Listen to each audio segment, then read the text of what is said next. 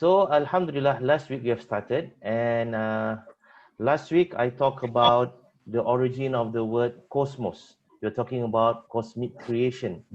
Okay, we're talking about cosmic creation, and therefore we need to define what is cosmos actually. Right? So cosmos, I've covered last week. Cosmos is actually an old Greek word. It means either order or it means ornament, or it can mean both, order and ornament. And I've shared with all, right, our Islamic perspective, especially the Quranic perspective on the stars that we have up there, right, as an ornament, and everything is in order, and also the purpose of Allah's creations of the stars, as mentioned in the Quran. And I also mentioned that those three objectives, they were not exhaustive. It means that it is the three objectives that Allah mentioned in the Quran about the creation of the stars up there, right, for ornaments, as guide for mankind on earth, and also as a weapon to kill the jinns and the shaitans, right? These are not the main objectives. I'm sorry, these are not the only objectives. They are objectives on the creation of the stars. But Allah subhanahu wa ta'ala does not mention that in the Quran. It is up to us to find it out. Okay? Now, that is the word cosmos. Now we have the word cosmology, right? The word logy at the end of the word cosmos itself. Logy is actually an old Greek word. It means speak, right? Or pick and tell. Speak or pick and tell. Now, when the suffix logy is being attached to any other word, it means that it is a branch of that knowledge that talks to other people, the content of that knowledge. So when we talk about cosmology, right, it talks about cosmos itself and how, right, this branch of knowledge talks to people. In other words, right, the logy itself, right, refers to what we know now as a branch of knowledge. Okay. Now, there's another word that is being used by scholars is cosmogeny. Again, from the word cosmos, but the suffix is journey. Now, journey, right? G-O-N-E-Y, G-O-N-Y, or G-E-N-Y. It means, it's a Greek word also. It means to be born or to come about. To be born or to come about. Now, when you attach the word journey to cosmos, it refers to the branch of knowledge that discuss and talk about how this cosmos comes about. So therefore, right, our discussion is more on cosmogeny rather than cosmology, because cosmology is a very wide subject, right? It talks about not just cosmos, how it comes about, but the content of the cosmos, right? The movement of the stars and this and that. So we're not concerned about that. We are more on the how this cosmos, this universe came about vis-a-vis the Islamic tradition, and also, right, the modern science. Okay, now let's go back a little bit to cosmology, right? In the Merriam-Webster dictionary, the word cosmology has three meanings, right? It has three definitions. Number one, cosmology means a branch of metaphysics that deals with the nature of the universe. That's number one. So anything that deals with metaphysics. Now, what is metaphysics? Beyond what is physical. Metaphysics means beyond what is physical. So when we talk about metaphysics, it talks about gods, angels, right? So, supernatural beings, and things that we can't see. So those are metaphysical things. So cosmology, right, talks about the definition of what definition of cosmology. It talks about the nature of the universe that is metaphysical. Now, it has to do with Islamic faith also. If you want to relate cosmology with Islamic faith, because Islamic faith also talks about the creation of the universe from a metaphysical being by a metaphysical being, who is Allah subhanahu wa ta'ala. And the contents of this universe is physical, and beyond this physical universe is another or a number of metaphysical universes that we cannot access, we have no access to, and we do not know the content of those metaphysical universes. So therefore, the first definition given by Merriam-Webster Dictionary on cosmology, right, which is the discussion on the nature of the universe from the metaphysical point of view, it has to do with the Islamic faith also, right? Because when we talk about faith, we talk about metaphysical things. We talk about belief, and belief does not need any physical evidences. If we believe in the existence of God, do we need any physical evidence that God exists? We don't need to. We believe in the existence of Nar and Jannah, hell and paradise. Do we need any physical evidence for that? No. We believe in the existence of Ruh. We believe in the existence of Barzakh, the life after death. Do we need any physical evidence for that? No, we don't need any. So that is belief. That is faith, right? So faith is something that is removed from any physical evidences and any physical experimentation and exploration. So that's number one definition of cosmology. Number two definition of cosmology is a theory or doctrine describing the natural order of the universe. Now, if you were to go to any books that talks about cosmology, especially those written by uh, Sadar, this Professor Sadar, right? He's still alive, right? He talks about cosmology, and he talks about the origin of universe, but he talks more on the natural order of beings and things in this physical universe. So the approach by the philosophers, right, is more towards the second definition, which is the natural order of things in the universe, and it always starts with man at the apex, and then after that the animals, and then after that the trees and so forth. So that's the natural order of what they perceive to be in this universe. Beyond man, then we have the supernatural beings which can't be seen. Then it includes maybe the angels, right, and it includes ultimately God, if they believe in God, right? So that is actually the structure of the order as perceived by the philosophers and as perceived by those who deal with what they call it as cosmological order, not the physical investigation of this universe or the origin of the universe, but the order of the universe. So this field, this study, right, is also being given the name as cosmology. So we cannot be confused, right? When we look at a book which called, we talk about cosmology, then we open it up, it talks and draws the angels, it talks about the positions of angels and human beings at the center, and then the nafs is there, the desire is there, and the akal is there. So where is cosmology in all these things?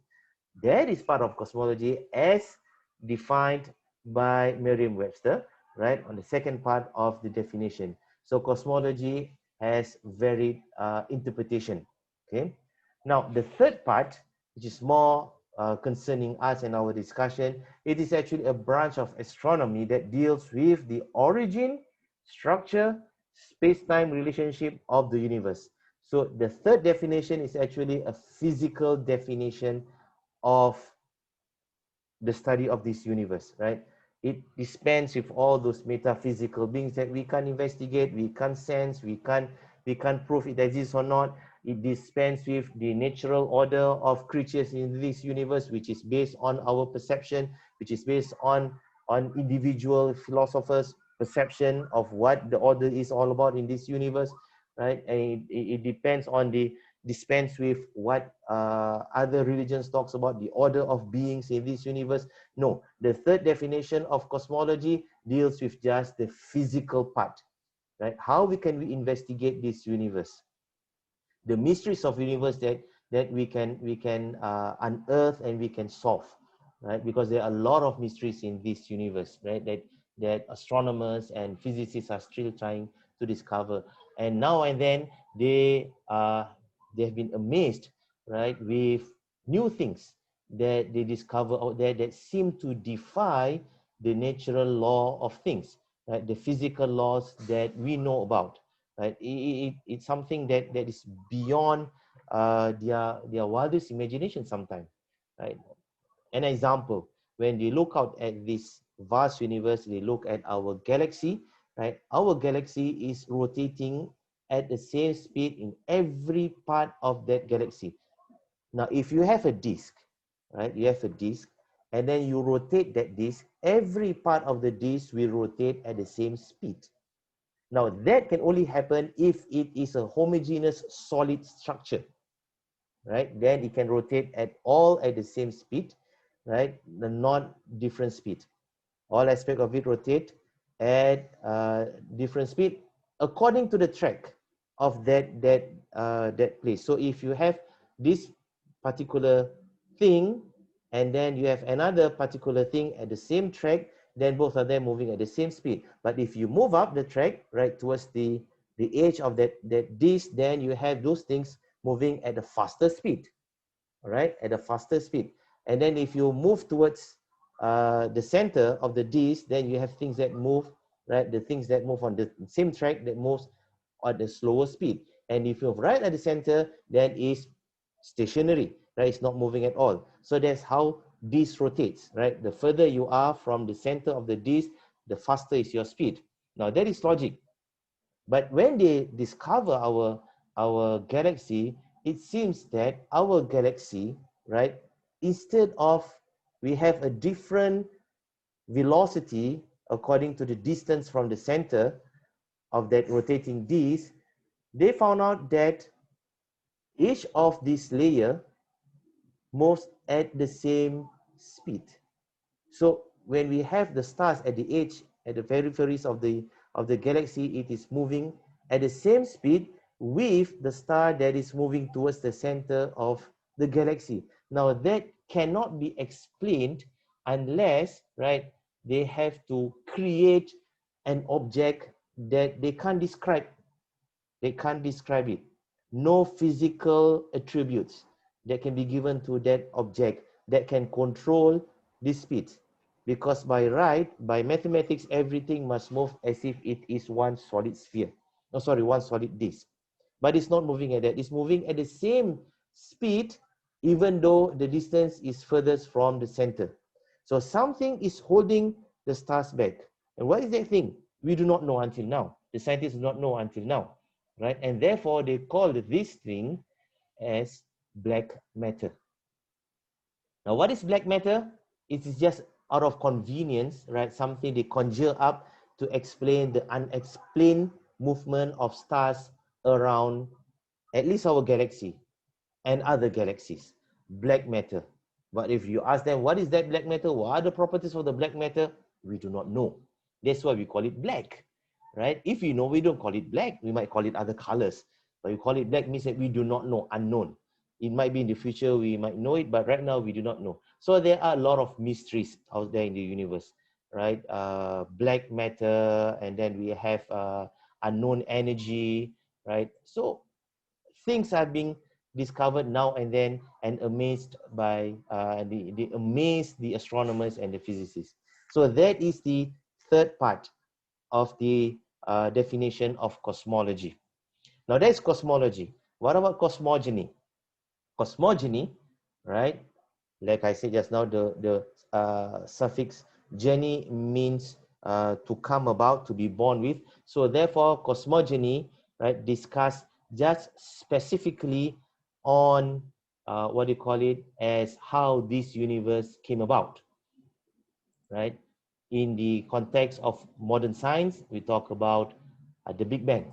So Big Bang is actually cosmogeny. Okay, Big Bang is actually cosmogony, a branch of knowledge that talks about what do you call it, how this universe came about. Whatever the content of the universe, we don't care. It's none of our concern. We will just want to discuss and discover, right, how this universe came about from the Big Bang and what happened after that. Now, how did this Big Bang come about? Right? It must have an origin, and this Big Bang must come from something. So then they discuss certain things, some metaphysical things, some suggestions and ideas, and how this Big Bang came about without any physical evidences. So therefore, right, if you study, if you look at how the astronomers and the physicists and the scientists, right, they try to find out the origin of the universe, as they move closer and closer to the Big Bang, they move to the realm of something that is um, imagination, right? Of course, imagination with science, but something that cannot be proved, suggestion. And as they move very close to the Big Bang and they try to postulate how this Big Bang came about, then they enter the world of metaphysics, beyond physical things, because they can't prove it. They can just say might be, possibly, based on my arcane mathematical equation, which is, it can feel one big blackboard. All these equations show that the Big Bang came from this sort of thing. It might came or it might not. This is just a plaything coming from arcane mathematical equations, right? So therefore, that we don't consider that as real science. We consider that as a plaything for the scientists to find out, to discover, or to make a thesis about, or to give that problem to their postgraduate students to solve this and that. But it is not actually based on reality or based on physical evidences, because we actually cannot do experiment on that to prove whether this is right or wrong. And certainly we cannot know whether that thing is correct or not, because if you want to do that, we need to do the experiment. And if you want to do the experiment, we need to recreate, right, the moment of creation, the hot structure of the universe, and we can't do it. It's impossible. So whatever happens, right, all this talk about the start of the universe coming from this and that, that is actually based on conjunctures and based on just mathematical equations, which whether it's right or wrong, there's no way to prove it. Okay, so when we talk about cosmogeny, the creation of the universe, right, it has to do, or it has some relationship with the third definition of what do you call it, as cosmology, which is what, the discoveries, the, what do you call it, the discussion, the study of the structure of the universe. Okay, now we have covered the definition. Now let's look at page number 3, if you have the book, which is on the classification of creation myth. Because we are talking about cosmic creation, right? And when we talk about cosmic creation, it does not just mean the physical creation of the universe as being postulated and or discovered or suggested by modern scientists, but we also talk about the Islamic tradition, okay, how this universe came about, because in Islam there are stories on how this universe were created, how it originated. And there are also, of course, stories from other civilizations and how this universe came about, because we can't escape the fact that human beings are curious creatures. When we look out at the universe, we look out at on Earth, we wonder how this thing came about.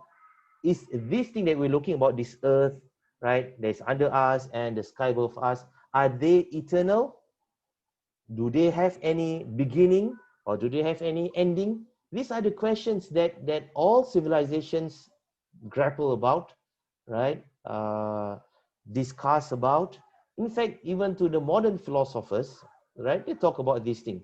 In fact, if you look at those philosophers from the Islamic civilizations, famous philosophers like Ibn Rushd, Ibn Sina, right, and other Al-Farabi, all these famous philosophers of the Islamic tradition, they grapple with this question. Of course, they know that everything will have come to the end, but those things that come to the end, do they include Earth and the universe up there? Or are these two things, the heavens and the earth, are they eternal as God? Means they do not have any beginning and they do not have any ending? Or do they have a beginning but they do not have any ending, like our roh? Those are the things that they try to talk about and discuss and they came from their intellectual mind and discussion and so forth, right? Whether it is based on the Islamic injunctions or not, that is another story, right? But here it reflects the desire for human beings to find out, right, on how all this universe came about. So therefore, right, almost all civilizations have some sort of creation story, and we call it creation myth. Why myth? Because they are just stories, right, created by people in the past, right, that suits their what they can understand from the universe itself, but it might not reflect the truth, right? And sometimes, or most of the time, the story that they conjured up, these stories are illogical, right? If you think it over, it is logical. But the same can be said with the Islamic creation story, right? The cosmic creation story according to Islam. Other people can call the story, our Islamic story, as something that is also a myth, something that's illogical. Why? Because it is not based on reality. Again, the question is that story the real story?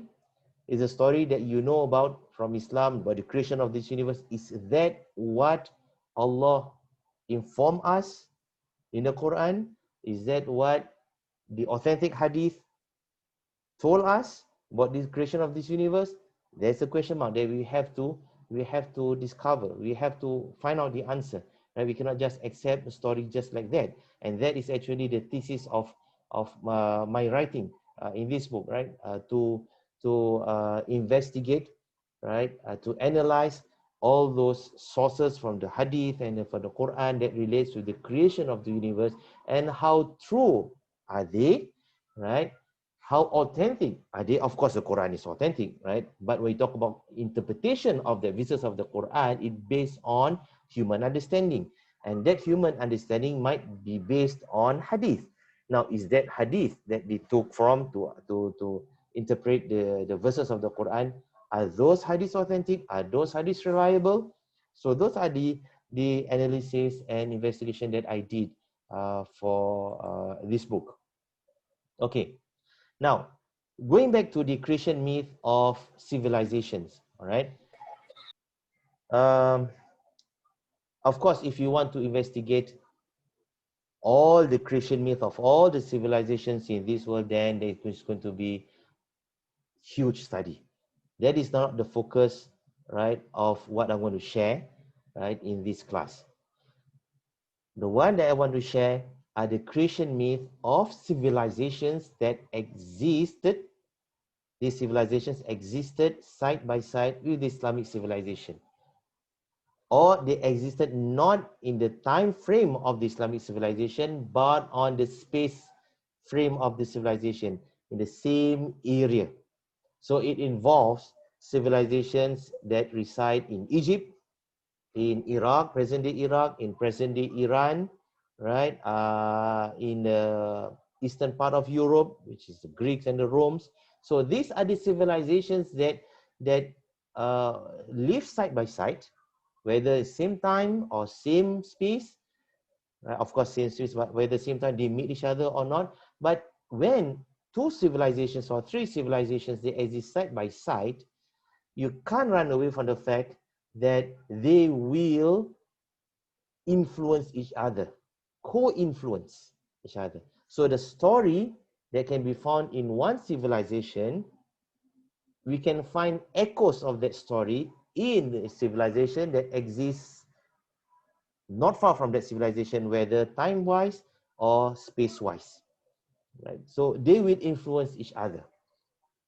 And we can see later on that our Islamic creation story have echoes of the creation myth of these civilizations that exist around the Middle East. The Babylonians, the Egyptians, the Persians, the Greeks, right? All these civilizations, their creation myth have some sort of influence or some stories that being retained in our Islamic tradition. But again, the question is, are they the true story that's been conveyed by Allah and Rasulullah SAW? That we will come later, right? So we're going to go quite fast on the, what they call it as the civilization, the creation myth of this civilization, right? We're going to start tonight. No, not tonight. I don't think we have time to start with the Egyptian Christian civilization, but let's just go through the classifications of those creation myths. Now, scholars of creation myth, of course, there are scholars on every field, right? When they talk about creation myth and they study the creation myth of civilizations, they usually put it in terms of time frame, so order of time. So it starts with the earliest civilization.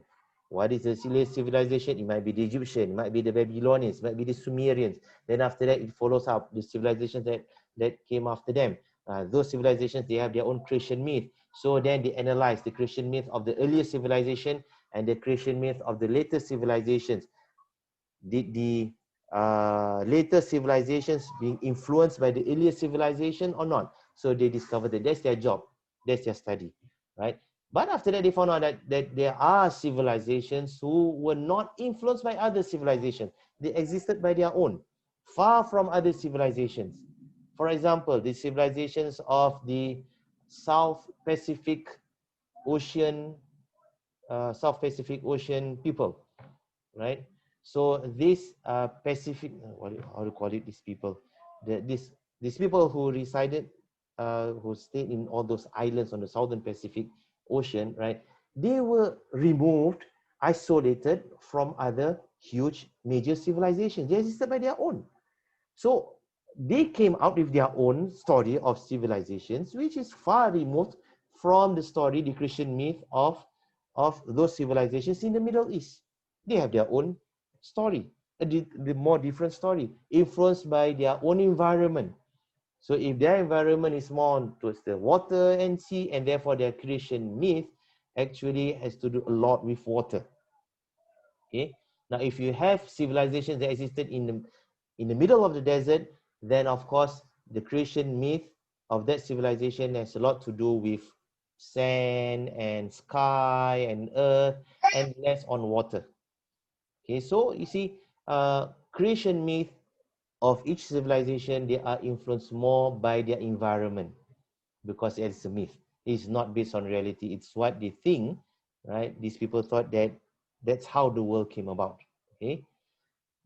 Now, that classification actually quite confusing. So therefore, scholars came up with a new classification on creation myth.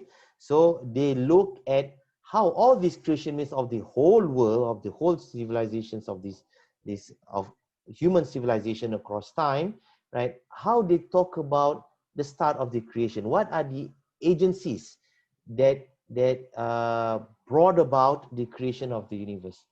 So when they look at that study, they studied the whole, they call it Christian myth of human civilizations. They deduced that actually, right, this whole Christian myth can be reduced into 5 factors, or what do you call it as 5 stories, okay, 5 major themes, 5 major themes.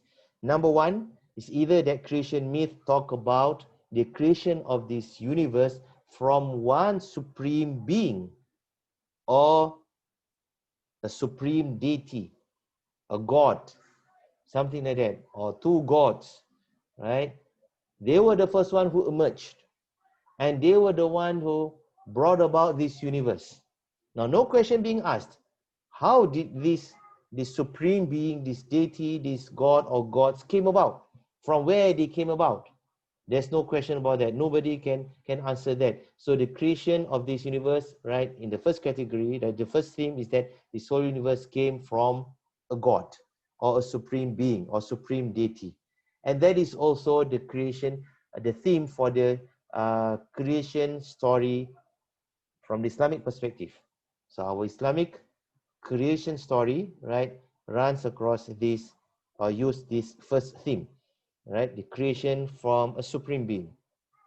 Now, number 2, the creation myth, right, of all these civilizations also can carry the theme of creation through emergence.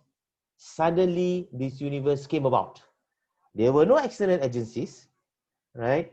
There was no God, there was no supreme being, It just suddenly this thing came about. How it came about? No, don't ask that. No question should be asked, right? Because if you ask that, then it's going to be an infinite question. It's going to be, they call it a cyclical logic. It's just like people, people want to ask in a circle, where's the start, where's the end? You can't find the start and the end for a circle because it is cyclical. It's around that. Which one comes first, the chicken or the egg? You can't answer that because the chicken from the egg and the egg comes from the chicken. So it's cyclical logic. So if you ask then what happens before the emergence of this universe, what caused the emergence, then you can talk about, okay, if there's a factor, there's agency, then what caused the agency to came about? Then after that, okay, then what happened to the agency that caused the agency to came about? And that's going to be an endless question. Okay, so infinity, something that is disliked by people, right? Because we are finite being. We are actually finite being. Everything that we have right now, our brain is hardwired for finite things. So we talk about infinite things. Infinity is something that is difficult for the brain to grasp. So much so that when Allah subhanahu wa ta'ala talks that if people die, right, the body dies, but the roh is alive. It's just death. It's just a transition of your life from this physical universe to a metaphysical universe, to another realm, another domain, not universe, but another domain, and it's called as barzakh. And your roh will either get punishment or your roh will get the rewards from the deeds that you have done while you're still alive. Then after that, there will be the end of day. The end of the universe, judgment day. Then your roh will be transported to the mahshar. And where is this mahshar? Another domain, another realm. You don't know. It might be there. It may already be there. It might not be created yet. We do not know, right? So because there is no evidence from Allah and the Rasulullah SAW that mentioned this and that. So roh is something that's going to be alive. Then after that, the roh, the bad roh, will either reside in hell forever and ever for infinity, or the good roh, right, will reside in Jannah and have all the pleasures in Jannah for infinity. So much so that people cannot accept this infinity, that people say that an infinite lifetime of pleasure, that is boring, they say. Right? How much pleasure can we get if it says infinite lifetime? Right? There's no end to it. There must be an end. Then there's something that we can look forward to. That is the end itself. See, the brain cannot fathom. The brain cannot accept something that is infinite. Right? That is why some people, they reject the notion of heaven and hell and eternal life in heaven or hell, because they said it's something that is illogical. And eternal life, if I go to heaven and it's eternal life, it's going to be boring for me. Drinking and eating for eternity is something that is boring. That is based on their understanding, right? The limited brain that we have here, hardwired in us, that everything must be limited, right? Everything is finite. So infinity is something that is abhorred by people, especially the past civilizations. Therefore, they must have a start for the creation of this universe. Either the start is from the supreme being, or the start is from the emergence, sudden emergence of everything. Okay. Now, the third theme is from all the Christian myth is the creation by world parents. They have a parents. So likewise, like human beings, we have parents, mother and father, and therefore for them, right, these ancient civilizations, right, these simple civilizations with their simple mind, said this universe must also come from parents, male and female. And it's usually, right, the sky, the heaven is male and the earth is female, because the heaven is what they call it, protecting the earth, right? Likewise for them, the male protects the female, right? So this is how they talk about, they thought, and their Christian myth came from that theme and concept. So the heaven, which is male, and the earth, which is female, they brought about God and gods. So one god or two gods, after that these gods intermingle and marry, and they produce more gods, and then you have a population of gods, right? And then these gods, they are in tribes and they're in groups and they fought each other, they're not satisfied each other. Then you have stories about gods fighting, right? Stories about gods have jealousies among each other, just like human beings, right? So that is the third thing. right? Creation of the universe from the world parents. We're going to talk more and see examples from other, from those civilizations that exist in the Middle East, right, before the emergence of Islam. Now, the fourth theme is creation from the cosmic egg. You have an egg, right? It's egg here. Now, either the whole cosmos come from the egg, just like how chicken came from the eggs, right? And so therefore they said the whole cosmos came from the egg. Or this whole universe is contained inside that egg. So they say that when you look up there, right, we are actually inside a shell, right? Egg shell. What is beyond that egg, we do not know. So when we look at the stars, right, these stars are actually holes on the shells itself. So beyond that is very bright thing, very bright light. So because of the holes on the shells, that's what we perceive as stars, as actually holes on the shell itself, right? So the whole universe is being cocooned in an egg, a huge, humongous egg. So that is another theme for creation. A number of civilizations use this theme, right, to talk about how this universe came about. Now, the fifth theme is creation by earth rivers. Water play a very important role, right, in this theme, right? The creation of the universe from water. And that is actually interestingly also, all right, is the story of Islamic version of creation, this cosmic creation. So the Islamic version of cosmic creation has water as its not central theme, but part of the theme. So the Islamic creation story, I don't talk about creation, Islamic creation myth, because I'm a Muslim, you're all Muslims, right? So we cannot attribute the creation story in Islam as myth, because we believe Islam is the truth, right? But if other religions want to call our story as myth, it's up to them. So the Islamic creation story has two central theme, right? One central theme and one secondary theme. One primary theme and one secondary theme. The primary theme is number one, which is the creation for the supreme being, of course, right? Now, the second one, the secondary theme is the creation from water. Okay, so two themes. The creations for emergence, world parents, cosmic, that have nothing to do with the Islamic creation story. Okay, so these are the five themes that that the whole the civilization of this world talk about when they talk about the creation of this universe. Okay. Now, after this, inshallah, we're going to talk about examples of creation stories of those civilizations that is based on the what do you call it, those themes. Now, final thing, right? Before we end our session and we go for the question answer session. If you have any question, you can just put it in the chat section there, and then after that, we're going to go through the chat function. Now, in page 4, if you have this book, right, the Cosmic Creation book, okay. Now, if yes, we have this book, page 4, on the footnote, I give an example of a story of the creation myth of this Mayan people, the Quiche Mayan, right? And they call it, this creation myth can be found in one of their sacred history book or tablet or whatever you call document, and that document is called Popol Vuh. I think that's the pronunciation. I'm not so sure. I'm not a Mayan. Okay. Now, in this creation story of or creation myth of this Mayan people, there are echoes of our Islamic story. Number one, right? They talk about the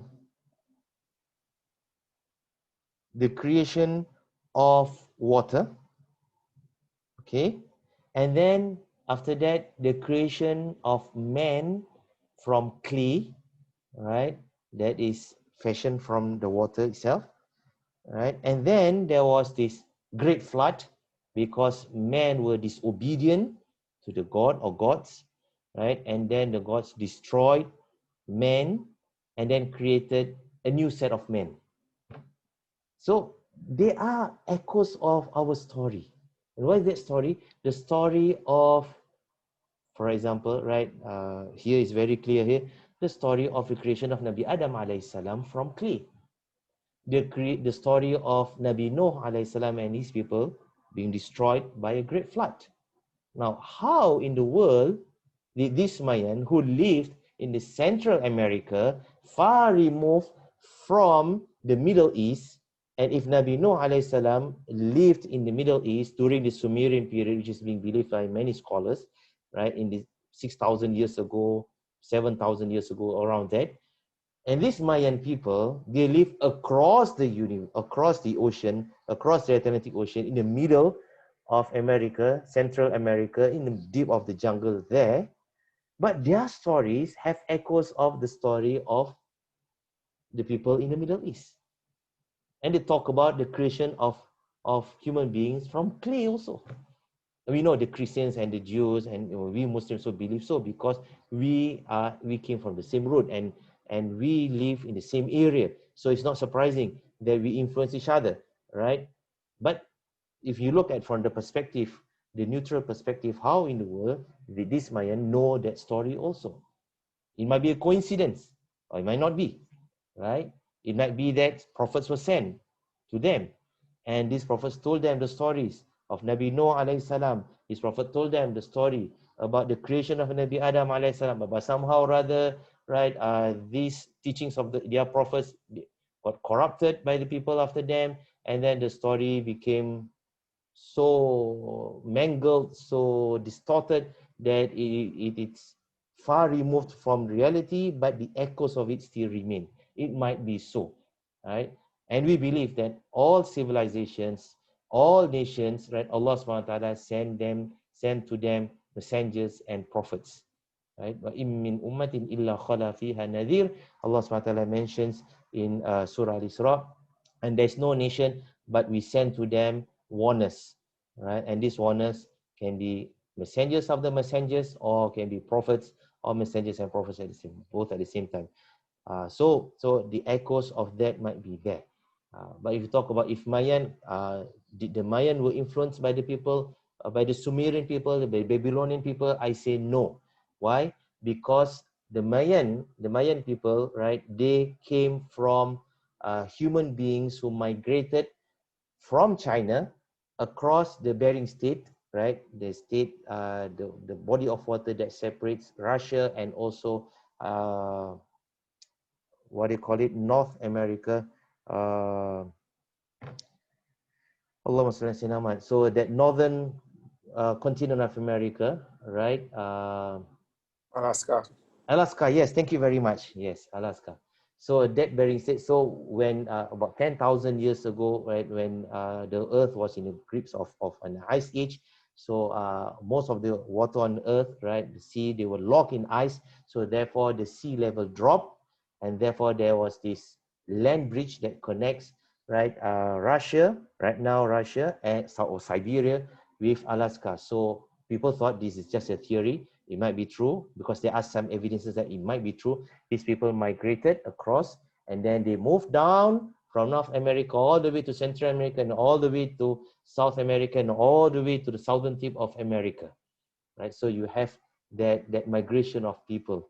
And when they look at the DNA of those Indians, so the natives of the Americans, the northern part of the America, and the DNA of those Siberians, they share the same DNA traits, and there are certain words, right, in their languages that are being shared together. So the Siberians, they say one word, and that word has the same meaning with the same word being used by the North American natives. So 10,000 years ago, people already being separated, right? People living in the American continent separated from people living in the Asian and Central European continent or African continent. And Sumerian, they existed about 6,000 years ago. 4,000, 3,000 years after the ice age ended and the sea rose, and then after that, there was no land bridge that connects these two huge continents. So there was no inter-influence by these two civilizations. So the only explanation is that from our Islamic perspective, right, the story of all these people, right, about the flood and the creation of human beings from clay, this and that, right, it might, again, we do not know, it might come from the prophets that were sent to them. Wallahu alam bisawab, right? Okay, so we stop there, right? Inshallah, next week we're going to continue with the creation myth of the Egyptians and other civilizations in the Middle East. Okay, so let's look at the chat. I see that we have one, might be one question or two questions. Okay. Yeah, by the way, this session is being recorded. Okay, and I'm going to share the link, inshallah, after this for the video. Now, here the questions I have question. How do we guide our children in respectfully rejecting creation stories of other civilizations which they come across in children's storybooks? The key word is respectfully. We have to reject them because it's not based on reality, right? How to reject them? Now, we can't say outright that these stories are all nonsense, right? Illogical, okay? That is something quite harsh for them. So we can say that you read all these stories, right? It might be true, it might not be true, right? Because it is something far back in the past that we really do not know whether it's the truth or not, especially the Christian's story on the creation of the universe or this earth in 6 days, and every day there is something happen, right? And it's being replicated in certain children storybooks. We can't run away from that fact, right? So we can't actually, to be what do you call it, diplomatic, we can say all these things are nonsense. Of course, we know that it's nonsense, but for children, we have to be gentle with them. We say that these are the stories. It might be true or not, but let us look at how Islam tells the story of the creation. And then we share the Islamic story of creation, which is, of course, more logical, more acceptable than the creation myth of other civilizations, right? We talk about the Christian story, right? The biblical story that God rests on the seventh day. And then we don't reject that outright. Then we talk about the Islamic creation, and there's no story about God resting, because then we give the reason that God is all powerful, right? If you are all powerful, you don't feel any tiredness. You don't feel tired creating all these things. So why you need that rest? So without condemning that particular story, we are indirectly telling them that if you read those other stories, those stories are not logical, right? Our version of the story is more logical and acceptable. And that is how, if you ask me, that we can steer their thinking, this children thinking, from accepting all these nonsense stories to what is the Islamic story. But of course, we must have that knowledge on the Islamic story, and that's why we are all here tonight, inshallah, right, in this class and in future in future sessions, inshallah. Okay, so that is that. Now let's see if there's any question. No more question. All right. So that's the only question. All right. Okay. So we have come to the end of our tonight session, right? That I shared with all of you.